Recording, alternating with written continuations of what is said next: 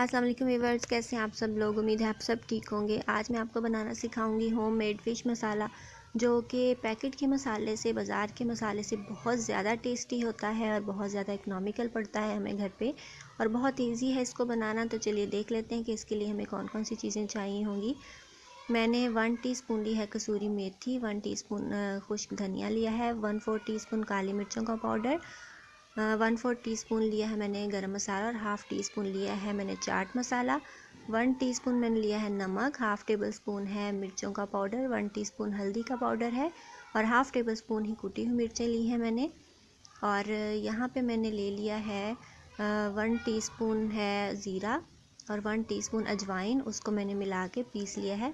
अगर आपके पास ये मसाले साबुत हों तो आप इनको मिला के साथ ही ग्राइंड भी कर सकते हैं, लेकिन मेरे पास ये मसाले पिसे हुए थे तो मैं जस्ट आपके सामने इनकी मिक्सिंग कर रही हूँ।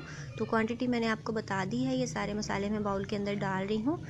नमक, मिर्च, हल्दी वगैरह, ज़ीरा, धनिया, अजवाइन, मेथी, चाट मसाला है इसके अंदर, हल्दी पाउडर है, कुटी हुई मिर्चें हैं।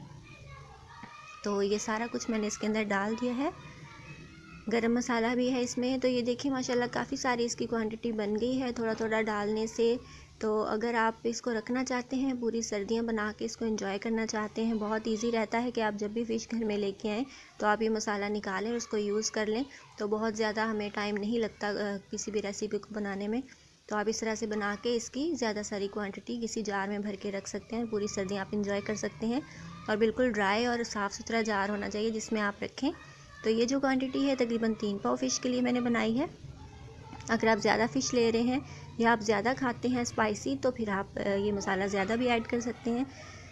एंड वन मोर थिंग जो मैं यहाँ पे मेंशन करना चाहूँगी, कुछ लोग कहते हैं कि हमारी फ़िश में नमक बहुत ज़्यादा तेज़ हो जाता है। उसकी रीज़न क्या होती है कि जब हम बाज़ार से फ़िश लेके आते हैं तो बाज़ार वालों ने इसको ऑलरेडी अजवाइन और नमक वगैरह लगा के रखा होता है, और ढेर सारा नमक वो लगाते हैं फ़िश के ऊपर ताकि वो ख़राब ना हो। तो जब हम उसको घर पे लेके आते हैं तो घर में भी वो 1-2 घंटे पड़ी रहती है, उसके बाद लोग उसको वॉश करते हैं। तो आप कोशिश किया कीजिए कि अगर आपकी फ़िश को नमक लगा हुआ है तो आप उसको अच्छी तरह से मल के धो लें फ़ौरन और फिर दोबारा उसको रखें। तो जितनी देर तक हमारी फ़िश में नमक लगा रहता है तो फ़िश में नमक बहुत ज़्यादा अंदर तक एब्जॉर्ब हो जाता है, जो धोने से भी समटाइम्स नहीं निकलता, और फिर उस पर एक्स्ट्रा नमक जो हम और मसाले में डाल लेते हैं तो फ़िश में नमक बहुत ही ज़्यादा हो जाता है।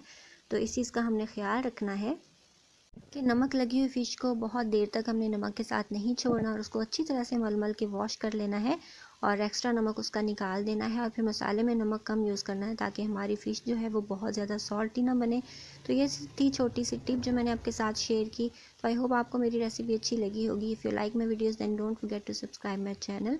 सो मिलते हैं इंशाल्लाह नेक्स्ट वीडियो में किसी बहुत अच्छी सी रेसिपी के साथ। So till then take care, goodbye, अल्लाह हाफिज़।